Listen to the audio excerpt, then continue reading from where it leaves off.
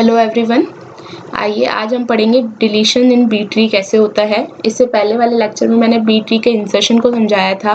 उसमें मैंने 2 या 3 एग्जांपल्स लेके आपको समझाया था और एक एग्जांपल मैंने आपको एक्सरसाइज के लिए दिया था। आई होप आप लोगों ने वो सॉल्व किया हो। क्वेश्चंस आते हैं बी ट्री के अंदर, इंसर्शंस में से भी काफ़ी क्वेश्चंस आते हैं और पूछा जाता है कि कोई नोड के ऊपर अगर कोई वैल्यू इंसर्ट की जाए तो कैसा फाइनल ट्री आपका बनेगा। तो आपको ऑप्शन में से सेलेक्ट करना होता है जो भी करेक्ट बी ट्री आपका आता है आफ्टर द इंसर्शन। तो आई होप आप लोगों ने वो वीडियो देखा होगा, एक्सरसाइज सॉल्व की होगी। जिसने नहीं की है आई रिक्वेस्ट कि प्लीज आप पहले वो वीडियोस देखिए, प्रीवियस वीडियोस, और फिर आप डिलीशन वाला वीडियो देखिए तो आपको बहुत अच्छे से समझ में आएगा और सारे कॉन्सेप्ट्स भी आपके क्लियर होंगे। तो अगर हम बात करें डिलीशन की, तो डिलीशन में क्या कहता है, हमारे इंसर्शन में तो हमारे पास कौन सी कंडीशन आ रही थी, ओवरफ्लो की, जबकि डिलीशन में आपके पास कौन सी कंडीशन आती है, अंडर फ्लो की। तो अगर आपका नोड अंडर फ्लो करता है तो आपको क्या परफॉर्म करना पड़ता है, यू रोटेट द एप्रोप्रिएट की फ्रॉम द एडजेसेंट राइट और left sibling if the sibling contain at least m/2 keys, otherwise you need to perform a merging. What it means कि अगर आपने डिलीशन परफॉर्म किया किसी नोड पे और वो नोड आपका अंडर फ्लो सिचुएशन में चला गया, अगर अंडर फ्लो सिचुएशन में चला गया तो उस नोड के वैल्यू के अंदर आप उसके लेफ्ट या राइट जो भी सिबलिंग होगा उससे वैल्यूज को बोरो करेंगे। और वो भी आप तभी बोरो कर सकते हो जब अगर उन नोड्स के पास सफिशिएंट वैल्यूज है, और अगर वो जो लेफ्ट और राइट सिबलिंग है उनके पास भी अगर कोई सफिशिएंट वैल्यूज नहीं होंगी देने के लिए, तो उस केस में आपकी क्या परफॉर्म होगी, मर्जिंग। तो यहाँ पे 2 चीजें होंगी, एक तो आप यहाँ पे बोरोइंग करोगे या फिर आप मर्जिंग करोगे। अब आपके जो डिलीशन केसेस होते हैं, यहाँ मैंने 5 डिलीशन केसेस बताए हैं, इन केसेस को हम डिस्कस करेंगे एग्जाम्पल के थ्रू। तो हम पहले देख लेते हैं कौन कौन से केसेस होते हैं। फर्स्ट केस तो ये कि अगर आपने नोड पे से वैल्यू डिलीट करी और डिलीशन के बाद अंडर फ्लो नहीं हुआ तो आपका डिलीशन कंप्लीट हो जाएगा, आपको आगे और कुछ परफॉर्म करने की जरूरत नहीं है। लेकिन अगर आपने आपका लीफ जो है, आपका लीफ नोड अगर अंडर फ्लो चला गया और जो एडजेसेंट राइट सिबलिंग है उसके पास एटलीस्ट कितनी कीज है, m/2 कीज, तो आप क्या परफॉर्म करोगे, लेफ्ट की रोटेशन परफॉर्म करोगे। ठीक है। और अगर आपका लीफ अंडर फ्लो हो जाता है और एडजेसेंट लेफ्ट सिबलिंग जो है उसके पास कितनी कीज है, m/2 keys, that times what you will perform, a right की रोटेशन। नेक्स्ट केस क्या है, fourth, if your leaf is under flow and each of the adjacent right sibling and adjacent left sibling at least has m/2 keys, मतलब left sibling में भी m/2 keys है और right sibling में भी m/2 keys है, तो आप कोई सा भी रोटेशन परफॉर्म कर सकते हो, आइदर लेफ्ट और राइट की रोटेशन। और फिफ्थ केस क्या है, अगर लीफ अंडर फ्लो करता है और दोनों सिबलिंग्स के अंदर भी कीज कितनी है, m/2 - 1 कीज। ठीक है। तो उस केस में आपको क्या परफॉर्म करनी है, मर्जिंग। तो सिंपल सा फंडा है, बहुत ज्यादा इसमें पेन लेने की जरूरत नहीं है। थोड़ा सा इंसर्शन से डिफिकल्ट होता है डिलीशन बी ट्री में, बट हम इसको आज समझेंगे अच्छा सा एग्जाम्पल के थ्रू और आपको आई एम श्योर कि आपको अच्छे से क्लियर हो जाएगा। ये सारी कंडीशंस हम डिस्कस करेंगे। तो देखो, कोई लीफ है जिसमें से अगर नोड डिलीट किया है ना, और नोड डिलीट करने पे उस सपोज ये आपके पास नोड्स हैं और कोई नोड वैल्यू डिलीट करने पे आपके लीफ के अंदर अभी भी मिनिमम वैल्यूज जो होनी चाहिए की वो ऑलरेडी एग्जिस्ट करती है, तो कोई इशू नहीं है, आपका डिलीशन कंप्लीट हो गया। अगर आपका लीफ अंडर फ्लो कर गया तो आप लेफ्ट में देखोगे, अगर लेफ्ट चिल्ड्रन में मिनिमम वैल्यू से ज्यादा वैल्यूज हैं तो आप यहाँ से इसकी वैल्यू को बोरो कर लोगे, लेकिन बोरोइंग डायरेक्ट नहीं होती, पेरेंट नोड के थ्रू होती है, इसलिए इसको हम बोलते हैं लेफ्ट की रोटेशन। अगर राइट साइड में ज्यादा वैल्यूज हैं तो आप राइट से रोटेशन ले लेंगे, तो वही पेरेंट के थ्रू होगा, तो राइट से आपकी वैल्यूज बोरो हो जाएगी।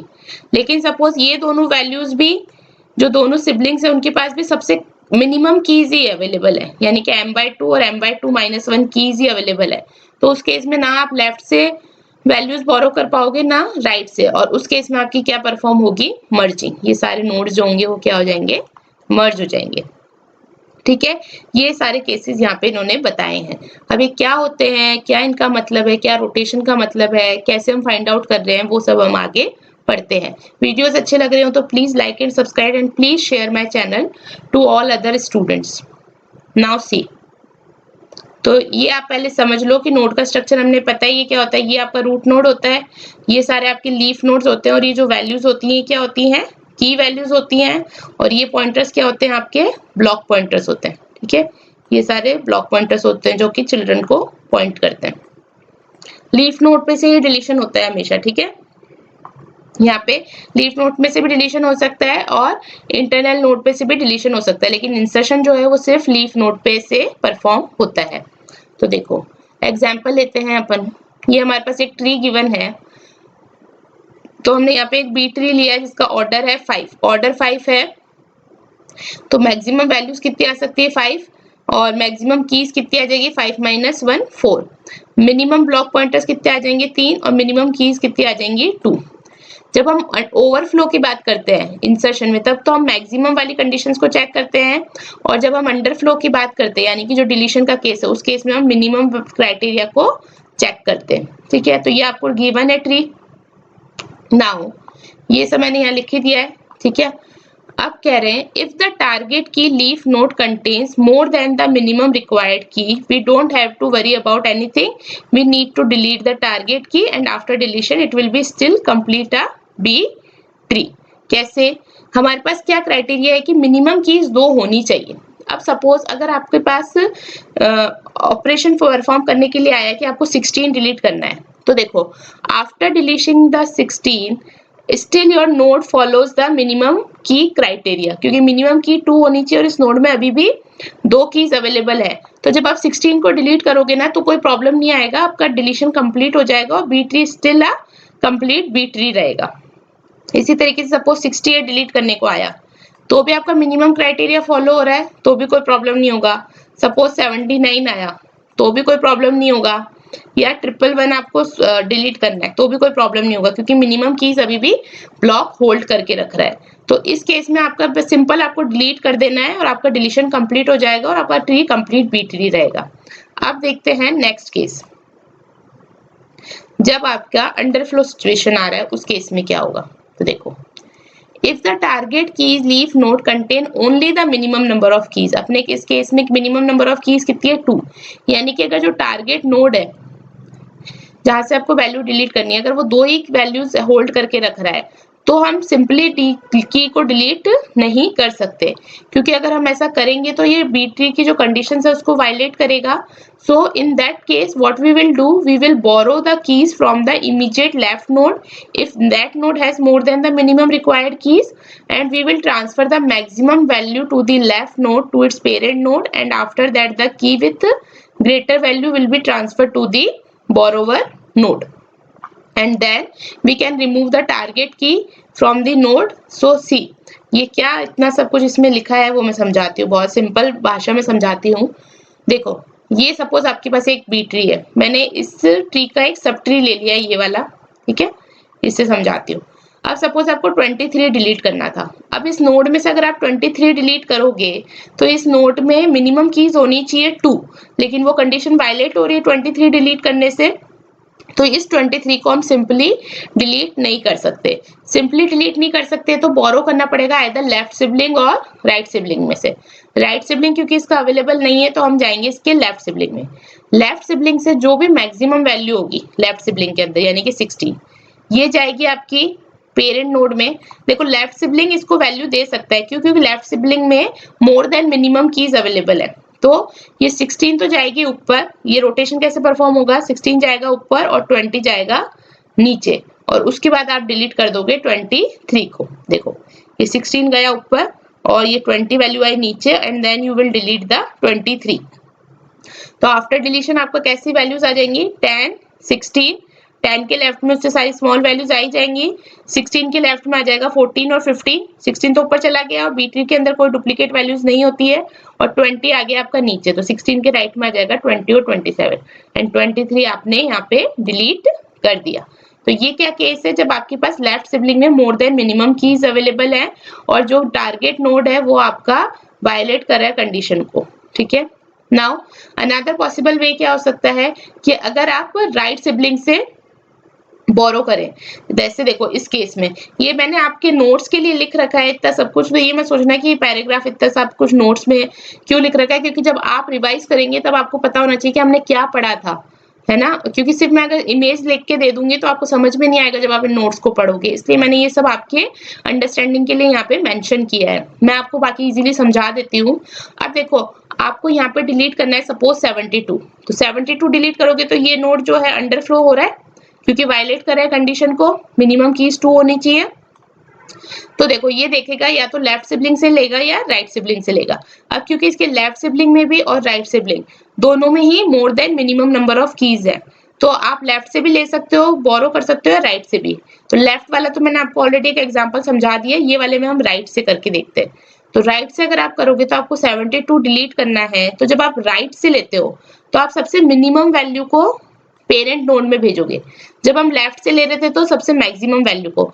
इसको हम क्या बोलते हैं, इसका इन ऑर्डर प्रीडिसेसर, और इसको हम क्या बोलेंगे, इसका इन ऑर्डर सक्सेसर।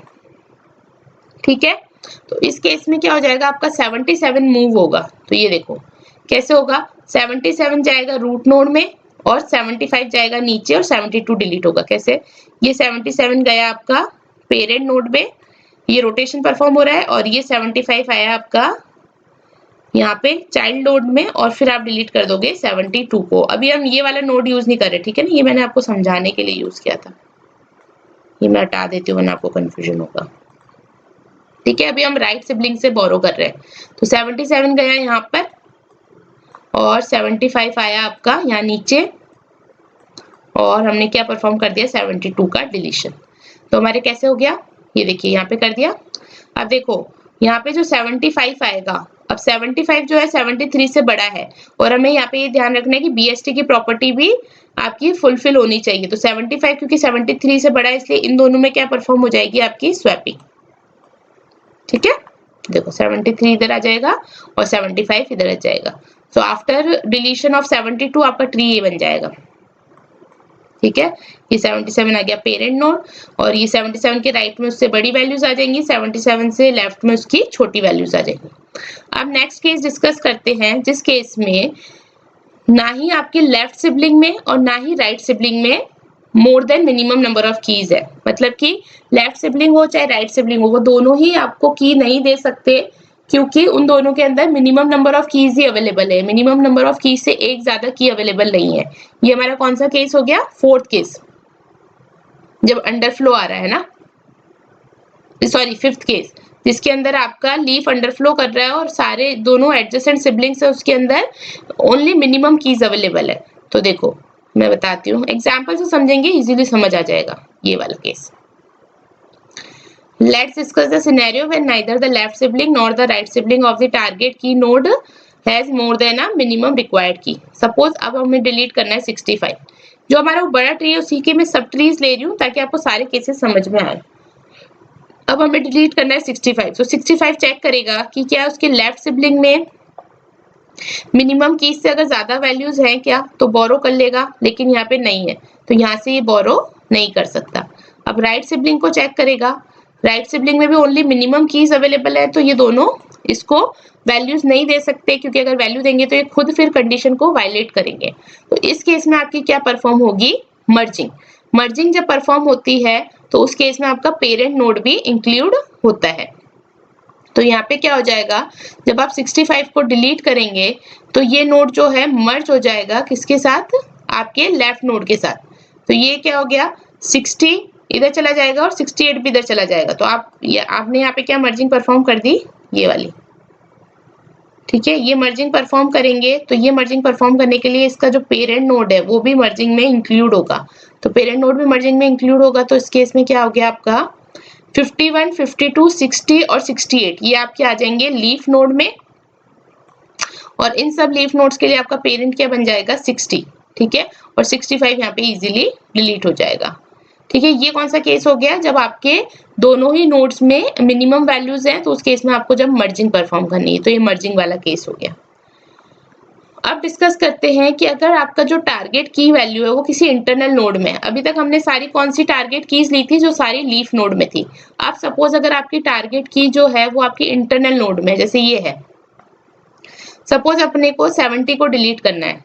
ठीक है, तो जब अगर आप 70 को डिलीट करेंगे तो what we will do, we can either replace the target key with the in order predecessor और in order successor. What it means, जब आप इस 70 को डिलीट करोगे तो इस 70 के इस रूट नोड को किससे रिप्लेस करोगे, या तो इसके इन ऑर्डर प्रीडिसेसर से या फिर इन ऑर्डर सक्सेसर से। प्रीडिसेसर जो इससे जस्ट इमीडिएट पहले एक वैल्यू आई हो और सक्सेसर जो इससे इमीडिएट एक आगे वैल्यू आई हो। तो या तो ये रिप्लेस होगा 68 से या फिर रिप्लेस होगा 73 से। तो बताइए इस केस में हम क्या करेंगे, हम इसको रिप्लेस करेंगे 68 से। मैंने 73 से रिप्लेस क्यों नहीं किया, क्योंकि अगर 73 से रिप्लेस करती तो फिर ये नोड जो है ये वायलेट कर जाता है इस कंडीशन को। इसलिए हमने, क्योंकि यहाँ पे मोर than minimum number of keys है, इसलिए मैंने इसको 60 से रिप्लेस कर दिया। तो 68 ऊपर चला जाएगा, ठीक है। 68 के लेफ्ट में यही वैल्यूज अवेलेबल रहेंगी क्योंकि सारी छोटी वैल्यूज हैं 68 से, और 68 के राइट में क्या आ जाएंगी 73 एंड 75। तो ये आपका बन जाएगा tree after the deletion of 70, जिसमें values minimum number of keys से ज्यादा हैं। आपको उस वैल्यू को उसके या तो सक्सेसर में से या प्रीडिसेसर में से वो ही वैल्यू लेनी है जो कि मिनिमम नंबर ऑफ कीज से ज्यादा वैल्यूज होल्ड करके रखता है। अगर दोनों ही होल्ड करके रखते हैं, सपोज यहाँ पे भी ज्यादा वैल्यूज होती तब आप 73 भी ले सकते थे, लेकिन क्योंकि यहाँ पे सिर्फ 2 ही वैल्यूज है इसलिए मैंने यहाँ पे 68 को यूज किया। अब सपोज आपको डिलीट करना है यहाँ पे 95। अब 95 आपको डिलीट करना है और अगर लेफ्ट नोड जो है उसके अंदर आपकी मोर than minimum number of keys नहीं है, only minimum number of keys available है, तो इस केस में भी आप देखो, आप या तो 93 से रिप्लेस कर सकते हो या 100 से, बट इस केस में हम 93 से रिप्लेस नहीं करेंगे। क्यों? क्योंकि फिर ये वाला ब्लॉक जो है वायलेट कर देगा कंडीशन को। तो इस केस में आप इसके इन ऑर्डर सक्सेसर से इसको रिप्लेस करेंगे, तो ये 100 आ जाएगा यहाँ पे ऊपर और 95 आपका डिलीट हो जाएगा, ठीक है। तो भी देखो ये कंडीशन सस्टेन कर रहा है ना।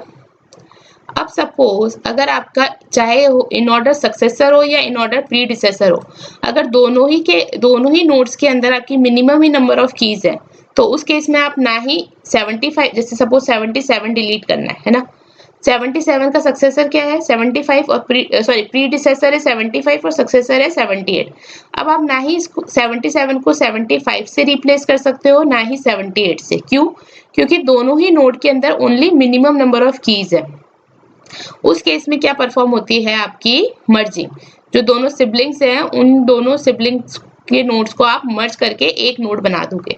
तो कैसे बन जाएगा, 70 के राइट साइड में क्या आ जाएंगी, ये सारी वैल्यूज एक साथ मर्ज होके एक ही ब्लॉक में आ जाएगी और आपका 77 डिलीट हो जाएगा। देखो 77 यहाँ से डिलीट हो गया और 70 के लेफ्ट में आपकी ये चारों वैल्यूज मर्ज होके आ गई, 73, 75, 78 एंड 79, 73, 75, 78 एंड 79, ये चारों वैल्यूज यहाँ पे मर्ज होके आ गई, ठीक है। तो ये सारे केसेस होते हैं आपके डिलीशन के केसेस आपके बी ट्री के अंदर। तो आई होप आपको इस एग्जांपल से समझ में आया होगा।